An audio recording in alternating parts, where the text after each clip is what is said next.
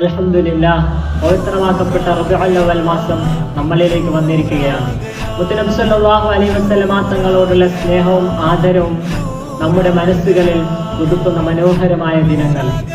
മുത്തുനബി സല്ലല്ലാഹു അലൈഹി വസല്ലമ തങ്ങൾ പറയുന്നു, ലാ യുഅ്മിനു അഹദുക്കും ഹത്താ അകൂന അഹബ്ബ ഇലൈഹി മിൻ വാലിദിഹി വവലദിഹി വന്നാസി അജ്മഈൻ.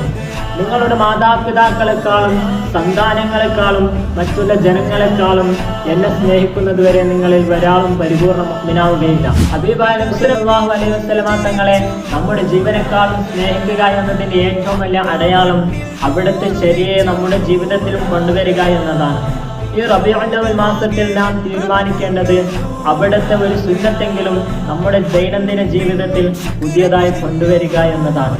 അവിടുന്ന് കാണിച്ചു തന്ന മനോഹരമായ പുഞ്ചിരി, സഹജീവികളോടുള്ള കാരുണ്യം, സംസാരത്തിലുള്ള സത്യസന്ധത, മാതാപിതാക്കളോടുള്ള നല്ല പെരുമാറ്റം, ഇതെല്ലാം നമ്മുടെ ജീവിതത്തിലും ഉണ്ടാവണം.